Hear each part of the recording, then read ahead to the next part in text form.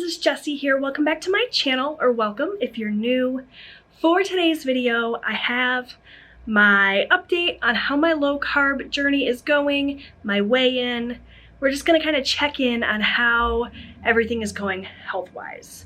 So last time I talked to you, I weighed in and I was down, my weight was down, I was feeling really good, except I mentioned in my last update video that I had noticed that my resting heart rate was going up. And I wasn't too concerned about it. I just kind of brushed it off like, you know, no big deal. Everything's going really well. I'm gonna push through. I had mentioned in that video that I was gonna up my electrolytes, and I also kind of decided that I was going to up my carb intake a little bit. At that point, I was regularly eating 20 or fewer carbs a day. And I think I was definitely in ketosis, and I felt like some of the symptoms that I had started to experience was definitely like that keto flu that everybody talks about. I don't know why it didn't hit me sooner, but that's kind of what I figured was going on. My heart rate was going up a little bit. I weighed in on Friday and it was all good, and then I filmed that last update on Sunday, and that's kind of when I noticed my resting heart rate. Well, moving throughout the week, it got worse. My resting heart rate went up a little bit higher. I started feeling jittery and shaky. I was experiencing some headaches, and you know, I was just like pushing through like I need to get my electrolytes up. That's basically what I decided was the problem. So I was like drinking a ton of water. I was using those element packets that I purchased. I was trying to make sure that I wasn't overdoing it on foods like cheese, because I noticed that every day when I was stepping on the scale, my weight wasn't really going down. I had a bit of a jump up in my weight, and then it would go down a quarter of a pound and then up a quarter of a pound. Like all throughout the week, my weight just kind of stayed steady. And as the week progressed, I started feeling worse and worse and worse. So when I finally got to the end of the week, my weigh-in day, my official weigh-in day, which was Friday, I weighed in at, I'm gonna put the little infographic up on the screen like I always do, so you guys can see that throughout the week it was fluctuating up and down and up and down. And then by Friday, I weighed in at 275.4, which was an increase from my lowest weight, which was 274. So I was up about 1.5 pounds, despite the fact that I continually was like eating what I should be. I did throughout the week raise my carb count to like 50 carbs or fewer each day, because I thought maybe that would help with like the electrolyte imbalance that I was dealing with, or that I assumed I was dealing with. But my weight was up, which was pretty frustrating, especially considering the fact that I was feeling really gnarly. Like the first 2 weeks I had that amazing like mental clarity people talk about. I was feeling amazing, no side effects. The third week as well, except towards the end there when I mentioned my heart rate was up. And then I started having really bad heart palpitations right around Thursday and Friday. To the point where they were like waking me up in the middle of the night. I was having a hard time going back to sleep. Really, really feeling rough. And I'm filming this video on Tuesday the 24th, so it's been a few days since my weigh-in. Technically, you know, these last couple of days should go in next week's update, but I'm just gonna go ahead and tell you, like, spoiler alert, I've stopped with the super, super low carb diet, because the heart palpitations got to the point where there was one night that I was woken like 6 times at night. I was feeling like I was having a heart attack. And you guys, I am already on beta blockers long-term to help with tachycardia episodes. I have high blood pressure. So that just scared me. And I know that some of you are going to say, like, if you had just pushed through, that would have gone away and then you would have been good. But the fact that I didn't lose any weight, in fact, I gained weight, which I'm assuming it's just water weight from trying to up my electrolytes and try to get rehydrated. But between the fact that my weight was up and the fact that I was feeling just so gnarly, I've decided that maybe this keto carnivore thing isn't really for me long term. So yeah, my official week for whatever I think is week 4 weigh-in is 275.4, which is up a little bit. And I'm gonna kind of change things up. Now, just because I'm not gonna be aiming for ketosis or eating like 20 or 50 carbs a day doesn't mean that I'm not still going to attempt this low carb lifestyle, just not so drastically low carb. I think I read somewhere that anything 150 carbs or fewer a day was still considered low carb, and I think that's what I'm going to aim for moving forward, still avoiding all of the sweets and things. I'm not going to be indulging in anything. I'm going to focus more on just keeping my carb count low, but not too low to where I'm feeling terrible, and counting calories, which is not ideal. One of the main things that I really loved about keto or ketovore or carnivore, whatever you want to call it, was that I didn't have to count. I could eat until I was full and I didn't feel restricted.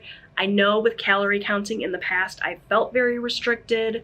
I've found it hard to stick to, but a lot of times it was because I was using that calorie count and I was allowing myself to eat all of these foods because it fit within my calories.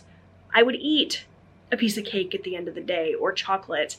And I think if I try to still continue to minimize the carbs, still cut out those sugars and sweets, and keep my calorie count around 15 to 1600 calories a week, I might be more successful. Really, just the fact that the heart palpitations scared the crap out of me. I could have pushed through, but I didn't. It just scared me. And, you know, part of this journey was to be healthier overall, and heart palpitations just aren't healthy. So we're going to aim this next week, and I've already started. As I said, I'm filming this on Tuesday, so I'm already a couple of days into this new implementation. I can tell you really over the weekend, it was miserable. I was up 6 times at night. I felt like my heart was going to explode.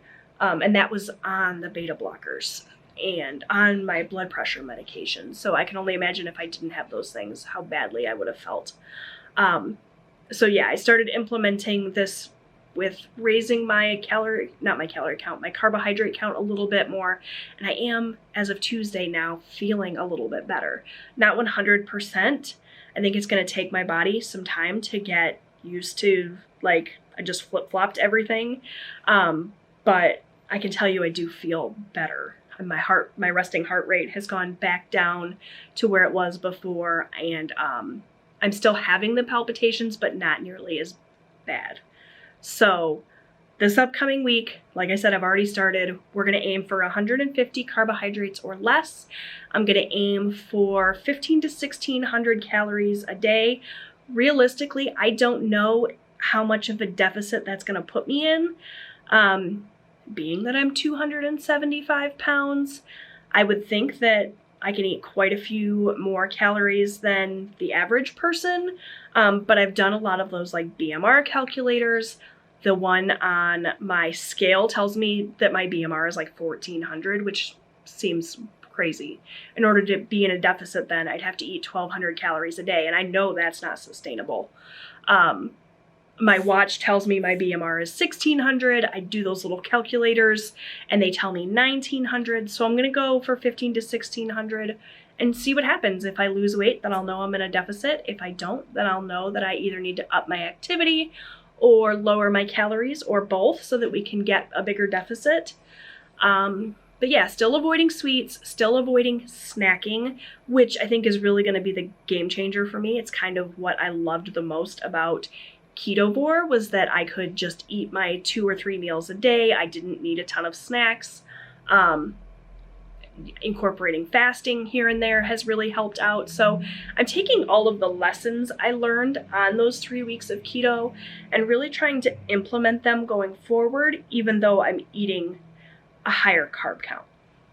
And definitely I feel like those 3 weeks on keto got rid of the water weight. So I will know moving forward when my weight goes down that I'm losing fat, not water.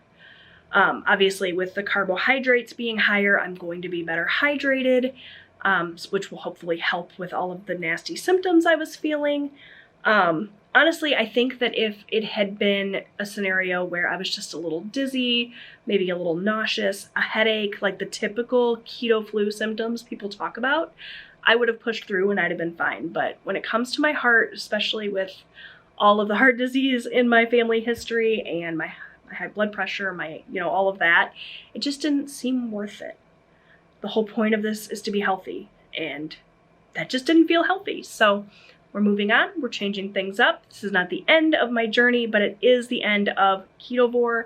I think that I will definitely still incorporate days where I don't eat carbohydrates, but it won't be like consistently long term because I just didn't like the way it made me feel.